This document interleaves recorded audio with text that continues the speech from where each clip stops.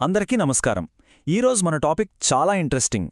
ఆంధ్రప్రదేశ్ ప్రభుత్వం మహిళలు, పిల్లల భద్రత కోసం ఎలాంటి వ్యవస్థను ఏర్పాటు చేసిందో ఒకసారి లోతుగా చూద్దాం. ముఖ్యంగా ఏపీపీఎస్సీ గ్రూప్ 2 లాంటి పరీక్షలకు ప్రిపేర్ అవుతున్న వాళ్లకి ఒక రాష్ట్ర పరిపాలన ఎలా పనిచేస్తుందో అర్థం చేసుకోవడం చాలా అవసరం. సో పదండి, ఈ ఫ్రేమ్వర్క్ని డీకోడ్ చేద్దాం. అయితే ముందుగా ఒక ప్రశ్న వేసుకుందాం. అసలొక ప్రభుత్వం తన ప్రజలకు పూర్తి స్థాయిలో భద్రత కల్పించాలంటే, ఒక సేఫ్టీ నెట్ లాంటిది క్రియేట్ చెయ్యాలంటే ఏం చెయ్యాలి, ఎలా నిర్మించాలి? ఈ ప్రశ్న మనకొక గైడ్లా పనిచేస్తుంది. దీని ఆధారంగానే మనం ఆంధ్రప్రదేశ్ విధానాన్ని విశ్లేషించబోతున్నాం. సరే, ఈ విశ్లేషణలో మనం ప్రధానంగా 4 అంశాలను పరిశీలిస్తాం. ఫస్ట్, టెక్నాలజీని వాడి ఎలా వెంటనే స్పందిస్తున్నారు, అదే డిజిటల్ రెస్పాండర్స్. నెక్స్ట్, దీనికి చట్టపరమైన బలమేంటి, లీగల్ బ్యాక్బోన్ ఎలా ఉంది. ఆ తర్వాత లాంగ్ టర్మ్లో వాళ్ళకి ఎలాంటి సపోర్ట్ ఇస్తున్నారు. ఇక చివరిగా ఈ 3 పిల్లర్స్ కలిసి ఒక కంప్లీట్ సేఫ్టీ సిస్టమ్గా ఎలా పనిచేస్తున్నాయో చూద్దాం. రైట్, ఇక మొదటి స్తంభంలోకి వెళ్దాం. అదే డిజిటల్ ఫస్ట్ రెస్పాండర్స్. అంటే టెక్నాలజీని ఉపయోగించి సమస్య వచ్చిన వెంటనే ఎలా సహాయం అందిస్తున్నారన్నది ఇక్కడ మనం చూడబోతున్నాం. ఇక్కడ ఈ నంబర్ చూడండి, 164. ఏంటిది? రాష్ట్రవ్యాప్తంగా పనిచేస్తున్న శక్తి టీమ్స్ సంఖ్య ఇది. ఇవి ఒక రకంగా ర్యాపిడ్ రెస్పాన్స్ యూనిట్స్ అన్నమాట. ఏవైనా సంఘటన జరిగినప్పుడు వెంటనే డైల్ 112తో కలిసి పనిచేసి అక్కడికి చేరుకుంటాయి. అంటే అధికారం ఒకచోట కేంద్రీకృతం కాకుండా క్షేత్రస్థాయిలో అందుబాటులో ఉండటం అన్నమాట. ఇది చాలా ఇంపార్టెంట్ పాయింట్. టెక్నాలజీని వాడుకోవడంలో మరో ముఖ్యమైన అడుగు ఇది శక్తి వాట్సాప్ నంబర్. జస్ట్ ఒక వాట్సాప్ మెసేజ్తో ఎవరైనా సరే తమ సమస్యను నేరుగా అధికారుల దృష్టికి తీసుకురావచ్చు. ఇది నిజంగా ఈ గవర్నెన్స్కు, ప్రజలకు అందుబాటులో ఉండే పాలనకు ఒక చక్కటి ఉదాహరణ. చాలా సింపుల్ అండ్ ఎఫెక్టివ్. ఇక స్త్రీ రక్ష పోర్టల్ అని ఇంకొకటి ఉంది. ఇది ఒక ఆన్లైన్ ప్లాట్ఫామ్. దీని ప్రాసెస్ చాలా సింపుల్. స్టెప్ 1, ఒక మహిళ తమ సమస్యను ఈ పోర్టల్లో రిజిస్టర్ చేస్తారు. స్టెప్ 2, ఆ కంప్లైంట్ వెంటనే ఒక స్పెషల్ కంట్రోల్ రూమ్కి వెళ్తుంది. స్టెప్ 3, అక్కడ్నుంచి సంబంధిత అధికారులకు సమాచారం వెళ్ళి వాళ్ళు యాక్షన్ తీసుకుంటారు. అంత ట్రాన్స్పరెంట్గా, జవాబుదారీతనంతో నడిచే సిస్టమ్ ఇది. అయితే ఈ వ్యవస్థ కేవలం సమస్య వచ్చాక స్పందించడానికే కాదు, అసలు సమస్య రాకుండా నివారించడానికి కూడా పనిచేస్తుంది. దానికి ఉదాహరణే ఈ షీనేత్ర టీమ్స్. పబ్లిక్ ప్లేసుల్లో, ఈవెన్ ప్రైవేట్ స్పేసుల్లో కూడా రహస్యంగా కెమెరాలు పెట్టేవాళ్లని పట్టుకోవడానికి వీళ్లకు స్పెషల్ ట్రైనింగ్ ఉంటుంది.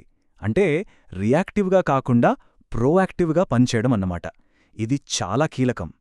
సరే, టెక్నాలజీ ఉంది, ఫాస్ట్ రెస్పాన్స్ ఉంది, కానీ అంతే సరిపోతుందా? లేదు కదా.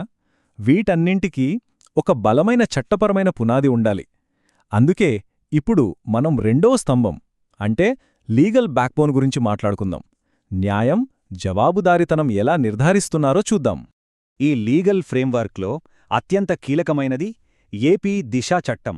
దీని ప్రధాన లక్ష్యాలు రెండే. 1, విచారణలు వీలైనంత వేగంగా పూర్తి చేయటం. 2, అత్యాచారం లాంటి తీవ్రమైన నేరాలకు మరణశిక్షతో సహా కఠినమైన శిక్షలు విధించడం. ఇది రాష్ట్ర న్యాయ వ్యవస్థలో ఒక మేజర్ రిఫార్మ్ అని చెప్పొచ్చు. 21 రోజులు. ఈ నంబర్ బాగా గుర్తుపెట్టుకోండి. దిశా చట్టం కింద ఒక కేస్ విచారణ పూర్తి చేయడానికి నిర్దేశించిన టార్గెట్ టైం ఫ్రేమ్ ఇది.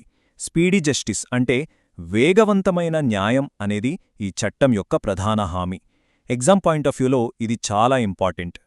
కేవలం చట్టం చేస్తే సరిపోదు, దాన్ని అమలు చేయడానికి సరైన ఇన్ఫ్రాస్ట్రక్చర్ కూడా కావాలి. ఈ చార్ట్ అదే చూపిస్తోంది.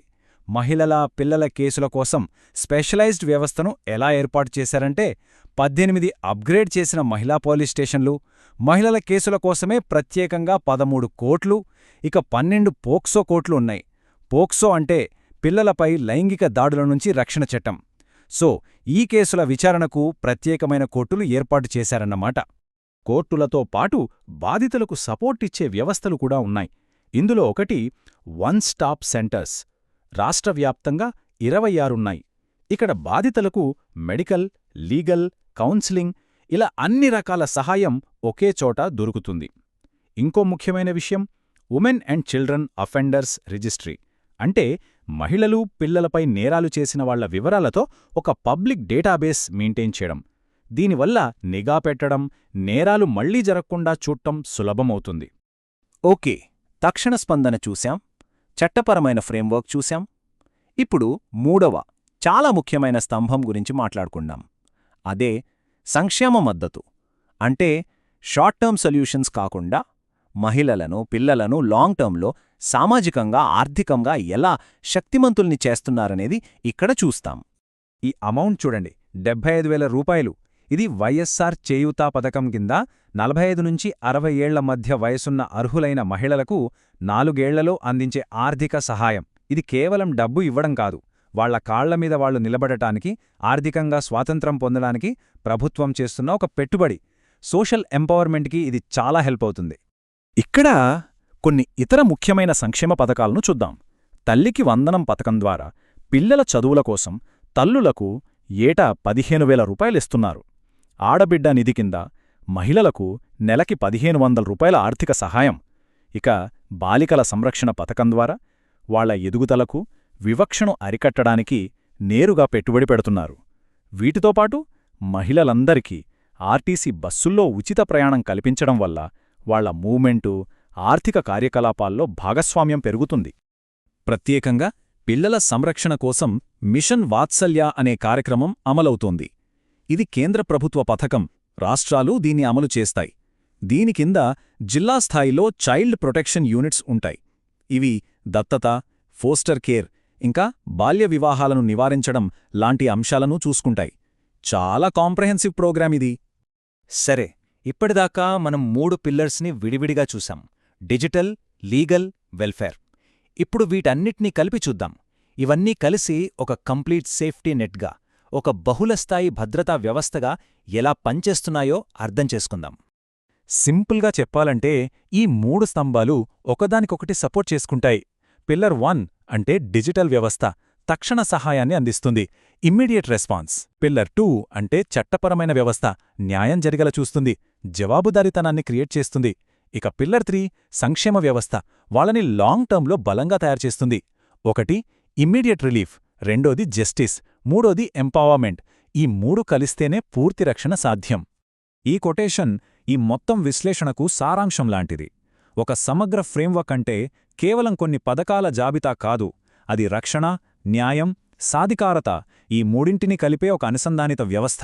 అంటే విడివిడి భాగాల కన్నా అన్ని కలిసి పనిచేసే ఒక సిస్టంగా చూడాలన్నమాట. ఫైనల్గా ఈ ప్రశ్నతో ఈ విశ్లేషణను ముగిద్దాం. ఒక ఫ్రేమ్వర్క్ అనేది ఒక బ్లూప్రింట్ మాత్రమే, కానీ అది నిజంగా క్షేత్రస్థాయిలో సక్సెస్ అవ్వాలంటే దేనిమీద ఆధారపడి ఉంటుంది. దీనికి సమాధానం ఆ ఫ్రేమ్వర్క్ను ఎంత సమర్థవంతంగా అమలు చేస్తున్నారు, ప్రజల భాగస్వామ్యం ఎంత ఉంది, ఇంకా ఎప్పటికప్పుడు దాన్ని సమీక్షించుకుంటూ మార్పులు చేస్తున్నారా లేదా అన్నదానిపై ఆధారపడి ఉంటుంది. ఒక సివిల్ సర్వెంట్ అభ్యర్థిగా ఈ అంశాల గురించి ఆలోచించడం చాలా ముఖ్యం. ధన్యవాదాలు.